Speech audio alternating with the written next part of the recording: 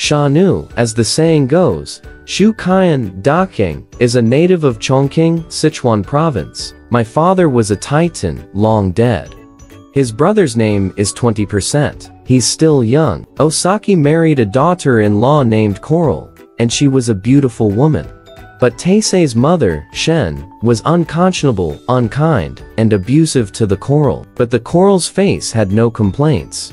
Every morning, the Corals are washed clean to serve their mother-in-law. At one point, Taisei was ill, and her mother-in-law scolded her for what she said were the Coral's beautifully dressed clothes. Coral returns to her house, undoes the ornaments, and meets her mother-in-law, who is even angrier, crying. In a face-to-face encounter, Taisei was always filial, so his mother's temperament was slightly diminished when she hit her daughter-in-law with a whip. Since then, Shen has become more disgusted with his daughter-in-law. The Coral, though more attentive, never spoke to her. Knowing that his mother was angry with his wife, Taisei took refuge elsewhere and said he had broken off with her. After a long time, Shen didn't have a good time either, alluding to Jaffe all the time, which meant scolding Coral. What does a wife-in-law do to serve her husband, as she does now? So I wrote a book and asked an old woman to choose the Coral back to her house. Soon after she left the village, she cried, saying, "What's the face of being taken home to see her parents when a woman is a bad wife? Better die," he said. He pulled a pair of scissors out of his sleeve and stabbed himself in the throat. The old woman who had sent her was rushing to rescue her, and blood came out of her wound, staining red. The old woman helped her Coral to a hometown aunt in Taisei. The aunt of Taisei went up alone and took the Coral away. The old woman came home, and Osaka told her to keep it a secret, but she was always afraid of being told by her mother. After a few days, Inspector Tai heard the Coral's trauma was gradually improving and came to Wang's door to tell her not to take it in. Wang told him to go inside, but he refused to go inside, and he was just so angry to chase the Coral away. Later, Wang leads the Coral out, meets Taisei, and asks him, "What's wrong with the Coral?" She was accused of not being able to serve her mother-in-law. The Corals were silent, just sobbing, their heads down, their tears turning red, and their white shirts turning red. I felt sad when I was done talking, and then I turned away. A few days later, Miss Osei's mother, already hearing about the incident, ran to Mr. Wang's door in a rage and said a lot of nasty things to denounce her. Wang, in turn, countered her misdeeds and said, "Have you taken your wife out of the house, or have you settled in with someone? I'm willing to take in the Chen family's daughter, not the daughter-in-law, who will let you live in your home. Why do you have to take care of other people's homes?" Shen was so angry, but he was so powerless, and Wang ran home in a fit of shame and frustration. The Coral felt it was a problem for Wang here, and was so upset that she wanted to go elsewhere. There is an aunt in Dacheng, who is Shen's sister, and is in her 60s. Her son is dead. There is only one grandchild in the family, and a widowed daughter-in-law. She has been well with Corals. So Coral left and Wang fled to Aunt Yu. Auntie Yu asked for a reason, saying her sister was unreasonably violent, and immediately sent Coral back to her mother-in-law's house. Coral said again and again that she couldn't do it, and she told her not to tell anyone. The Coral has lived with Auntie Yu since then, just like the mother-in-law. Coral has two older brothers who sympathize with her sister and want to take her home to marry another. Coral decided to marry no one, but to follow her aunt in spinning and weaving cloth from her old life. Since Taisei took off the Coral, his mother has tried many times to plan a marriage for her son. But her reputation for brutality has been heard all over the place, and she has never wanted to marry her daughter-in-law. After 3 or 4 years, 20% of Taisei's younger brothers grew up and married. First, Zhang Gu, a 20% wife, is a violent woman with a sharp and irrational tongue, several times more powerful than her mother-in-law, Shen Shi. Sometimes her mother-in-law's anger just manifested itself in her face, and Zhang Gu immediately blasted back at her. 20% are cowardly and afraid to protect their mother. So Shen's power winds abated, and Shen would not be afraid to offend Zhang Nun's again, but instead looked at her face with a smile and greeted her, which is why Zhang Nun still can't enjoy her. Zhang Gu called his mother-in-law like a slave, but Dacheng was afraid to speak out. So he had to do his own work instead of his mother, washing the dishes and sweeping the fields. The mother and son often weep face to face in the absence of anyone. After a short time, Shen became ill, and his body was too weak to get out of bed, and he had to wait for his defecation to turn over. He couldn't sleep during the day and night, and both his eyes were red. His brother came to serve him for a short time, but just after 20% came in, Zhang Gu called him back. Taisei went to Auntie Yu in the hope that she would visit her mother. Inside the aunt's door, Dai Sung cries to her aunt. "He's not done yet. The coral's coming out. It's so humiliating. Stop. And you want to go?" The coral forked its way with 2 hands. So embarrassed, I rushed out of my coral armpit and went home, and didn't dare tell my mother.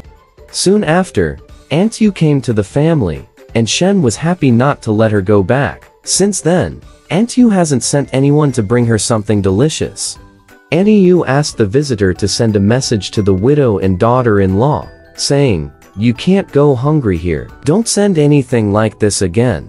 But her family still delivers good food on time, never without interruption. Auntie Yu refused to eat for herself, and left them all to her sick sister. Shen's health has gradually improved under his sister's care. Aunt Yu's grandson took the good food to comfort the patient at her mother's behest. What a daughter-in-law! How did she fix it? Shen sighs. Auntie Yu said, "What does your sister think of your sister-in-law?" Shen said, "Oops, she's not as bad as her second daughter-in-law, but not as noble as my niece and daughter-in-law." Auntie Yu said, "When the coral is at your house, you don't know what it is to be tired, and when you are angry, the coral doesn't complain. How can it be worse than my daughter-in-law?" When Shen heard that this was the reason for her tears, she told her that she had regretted it and asked, "I wonder if the coral has remarried?" Auntie Yu replied, "I don't know. Let me ask." A few more days later, Shen's illness is over. Aunt Yu is going home. Shen cried and said, "I'm still dead because of my sister." Auntie Yu then consulted with Taisei to get the two out. 20% told Zhang Gu. Zhang Gu was very upset when she heard the news, and said a lot of nasty things to blame Taisei, and even Auntie was involved. Taisei would rather give 20% of the total to Zhang Gu, then she would be angry. Aunt Yu came home after the papers on the split were written. The next day, Aunt Yu picked up Shen in a carriage. Shen arrived at her sister's home, and asked to see her niece and daughter-in-law. Auntie Yu said, "If there are all kinds of young daughters-in-law, isn't there any fault? I've always tolerated her. I'm afraid you won't enjoy it if your daughter-in-law is like my daughter-in-law." Shen said, "Ouch, wrongly accused. You're making me a wooden stone mountain deer. Boar, with a nose and a mouth. Can you still not smell the smell?" Auntie Yu said, "Let's just say the coral you took off. I wonder what she's going to say now when she thinks of you." Shen said, "It's just that I'm being scolded." Auntie Yu said, "If you do get to the point where there's nothing to be scolded, what can she curse you for?" Shen said, "Faults are common, but only she is not filial, so she knows she will curse me." Auntie Yu said, "You should know her feelings for your filial piety through resentment. And you should know her feelings for your compassion and comfort by leaving. It wasn't my daughter-in-law who used to give you something to honor you. It was your daughter-in-law. What's wrong?" Shen asked in surprise. "Coral has lived here for a long time," you said. "She used to give away things that she bought for money by weaving at night. How can I be ashamed to meet my daughter-in-law?" Shen said, in a long, tearful voice. That's where Auntie Yu calls for the coral. The coral broke out in tears and kneeled on the floor. Shen opened herself in shame and sorrow, and Yu tried to persuade her to stop. So her mother-in-law and daughter-in-law reconciled. 10 days later, the coral came home with her mother-in-law. With just a few acres of thin fields, the family is no longer able to afford the living expenses. It needs to rely on docking to copy and write for generations. and the coral does needlework to make ends meet. The 20% are wealthy, but the brother doesn't ask for help, and the brother doesn't look after them. Zhang Gu was despised because her sister-in-law had been taken out of the house. And she was also disgusted by Zhang Gu's ferocity and irrationality, and had never been involved with her. Two brothers live in separate courtyards. Miss Zhang often cursed to neighbors, and the whole family covered their ears and couldn't hear. Zhang mistreated her husband and teenager without any good action.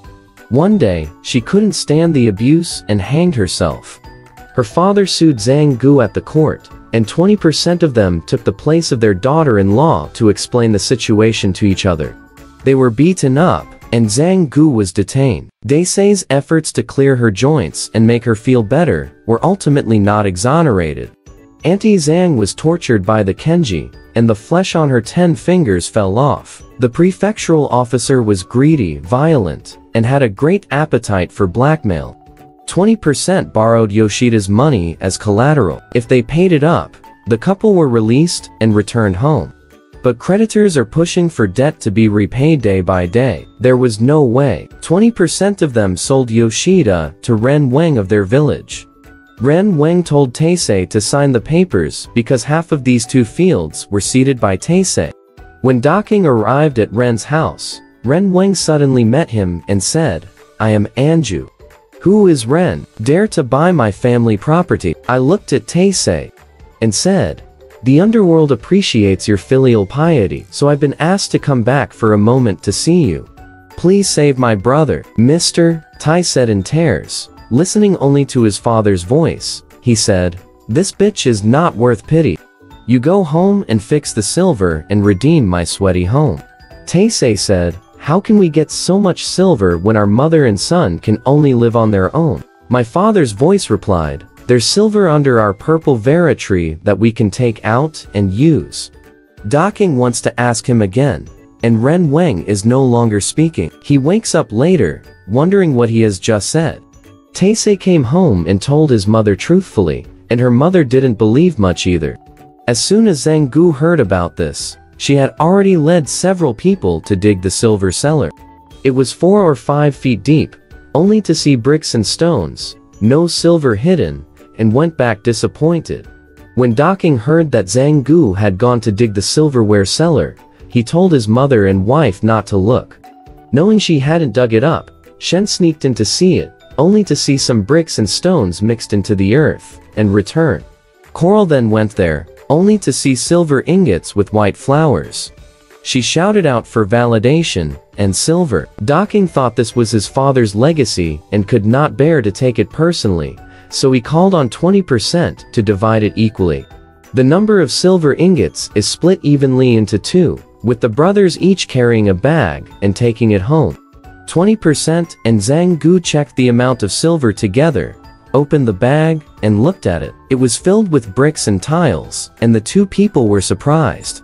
Zhang Gu suspects that 20% were fooled by Taisei, and let 20% see Taisei. 20% think Taisei piled silver on the table to celebrate with his mother, and told the truth to his brother. I was surprised and sympathetic to my brother, so I gave him all the silver on the table. 20% were so happy, they took their silver to pay off their debts, and thanked their brother for his kindness. But Zhang Gu said, "The more I know about this, the more I'm deceived. If he didn't feel guilty, who would give away the money that I've already split?" 20% doubted what Zhang Gu said. The next day, the creditor sent a servant to the 20th family, saying that all he had paid yesterday was fake money and would take it to the prosecutor. When 20% of the couple heard that, they were shocked. Zhang Gu said, "How is it? I said your brother will never get better. He's here to hurt you." 20% are afraid, and they beg for their money. They are angry. 20% of the land was sold to the creditors, who then got the original silver back. On closer inspection, 2 ingots of silver were cut, wrapped only in the leafy silver skin of Chinese chives, with copper in the middle. Zhang Gu then went out of his way for 20, leaving 2 ingots that had been cut off, and the rest of the silver to Taisei, so as to see what he would do. I gave it to 20% to say, It's unbearable to take my brother's kindness for granted. I only left 2 for my brother's benefit. All my assets are still equal to my brother's. I don't need any more fields, and now that I've given up, I'm in my brother's pocket. Dacheng didn't know what he meant and kept letting 20%. 20% is a firm retort. That's how Taisei took the money. Taisei has claimed the silver, which is more than 5 or 2 less than before. I'll call it coral pawn, and the jewelry will go to the owner and deliver the money. The creditors suspected that it was the same old fake silver, but cut it with scissors and verified it. It was all full of foot-colored tattoos. Without a hitch, they took the money and threw the deed back into place. After 20% returned the money to Taisei, he thought he was bound to cause trouble. But then, he was surprised to hear that the deed had been redeemed. Zhang suspects that Dacheng hid real money when he dug it up. And then he descended to his brother's house in a rage, with all the criticism he had received. That's how Taiseng understood. 20% of the money was returned. Why are you so angry when the deeds are here? The coral said, with a laugh. Tell Taisheng to hand over the land deed to Zhang Gu. And I had a nightmare when my father denounced him, saying, you don't respect your mother, you don't respect your brother. You don't have time for your mother, you don't have time for your own. What are you going to do with your occupation? When he woke up, he told Zhang Gu about his dream and tried to give the land back to his brother. Miss Zhang laughed at him for being stupid. By this time, 20% of them had 2 boys, ages 7 and 3. Soon after, his eldest son died of chickenpox. Zhang Gu was scared and told 20% to return the land deed to her brother. But 20% go and say again. Taisei doesn't take it. A few days later, his son died again. As Zhang grew more afraid, she sent the deed to her sister-in-law's house. The spring is almost over, and the returned land is still fallow, so much so that it can be farmed on its own. Zhang Gu has changed her previous misdeeds, and she has always gone to the mother-in-law to ask for peace. As if she were a filial child, and has great respect for her sister-in-law. Within 6 months, her mother-in-law had died of illness. Zhang Gu cried deeply and couldn't feed herself. My mother-in-law died so early that I couldn't do my duty. God forbid I atone for my sins, she said. Miss Zhang had 10 children, but none survived, only to succeed her brother's son. Both of them lived long lives. Mr. and Mrs. Taiseng have 3 sons and 2 students. People say it's a reward for their love for their parents and their brother. Alright, this story has come to an end. If you liked it, please give it a thumbs up. Thank you.